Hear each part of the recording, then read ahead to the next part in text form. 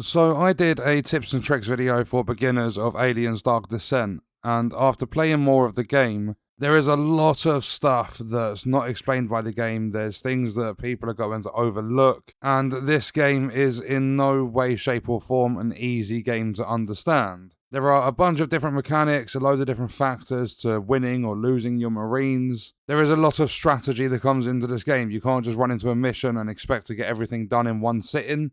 The longer you play in a mission, like in a single deployment, the harder that actually gets after you're being hunted, and there's just so much to this game. So, from the extra time that I've been playing recently, I've put together another list of tips. I believe players must know these in order to have a better time and easier time playing Aliens Dark Descent. So we're going to start off with strategize your deployments. Don't always go in to complete the objectives. You are going to be given 10 Marines and they're not all going to level up at the same time. It's only the ones you take into a mission. So I would say maybe use your first deployment with low-level Marines that you don't really care about losing to go and scout and clear obstacles and stuff. Then once you have extracted, grab your higher level Marines to get back in there and do the objectives. That way you're going to know the area a lot better. You'll know where the nests are, like where the aliens spawn. You'll know their patrols a little bit better and stuff. The patrols are like basically on an RNG system, but you'll be able to understand where they go more, where they go less and things like that. Kind of find some blind spots and everything. Just basically strategize your deployments. It's so important to do that. And when it comes to Marine classes, I would say the Sergeant is a must-have in your selection due to the encouraging speech perk, because that gives you 150% rest instead of 100%. But the Sharpshooter is also a must-have because you get precision shot, you've got a sniper, and when you start being spotted by an alien, you can take the shot silently, a one-shot, because you'll more times than not get a headshot. But you can take that shot silently and you can kill without being detected, so it makes the game much easier. It stops that difficulty increasing. Some of the perks I've found to be really good is Redemption. That's a really good perk. And then when you're a little bit later in the game, I would say Unbreakable Will is going to help out massively, because tiredness starts becoming a big factor. And when it comes to upgrades, I would always have at least one Marine with the pouches upgrade, so you can hold more like materials, resources, whatever you want to call them. And whenever you find survivors, always rescue them. Extract them straight away. Don't keep them with you because they will pretty much just be a dead weight. These survivors are going to help with your economy and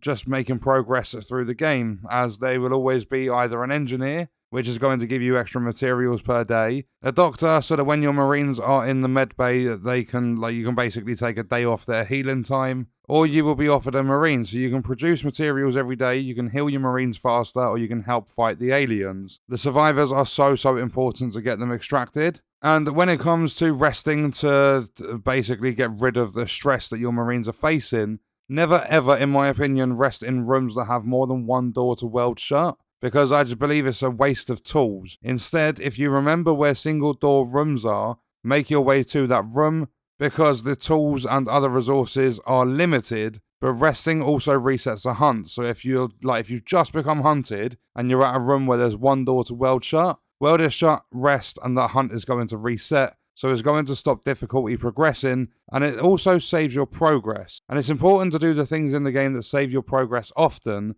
There are multiple different things that will automatically save your progress, but that's because things can go wrong very quickly. And loading your last checkpoint is a feature that's going to help you out a lot, because the alien patrols are random. So one load might have an alien outside the door where you're resting. Another one can change that patrol, meaning the alien won't be there. And sometimes, especially as you progress through the difficulty, aliens do just become a pain in the arse, and when your infestation level increases from skipping days and stuff, it gets unnecessarily difficult very quickly, and a lot of stuff changes. This game is so difficult. It starts off relatively easy. It lets you kind of understand the ropes, understand how things work, but then it builds you up, and going from it being easy to it becoming really difficult is such, it escalates so quickly. So make sure you are taking advantage of the autosave feature. Load your last checkpoints when you need to.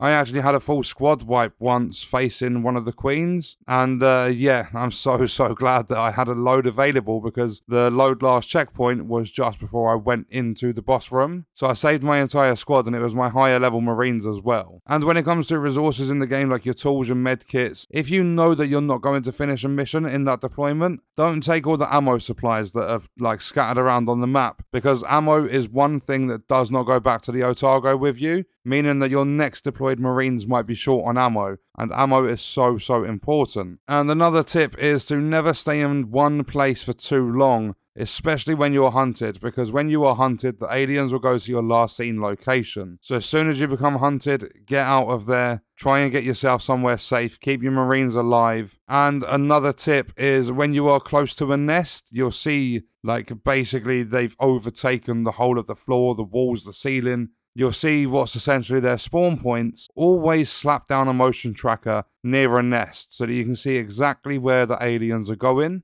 And that's pretty much all we have for this video. That was just some more tips that I believe players must know when playing Aliens Dark Descent. And on that note, we are going to leave the video there. If you enjoyed it, leaving a like is appreciated. If you wish to support me further as a creator, there are links in the description. Let me know your thoughts about the video in the comments. And if you want to watch more, you can click the video on screen. All support on the channel is greatly appreciated, and I hope you enjoyed it. Thank you for watching.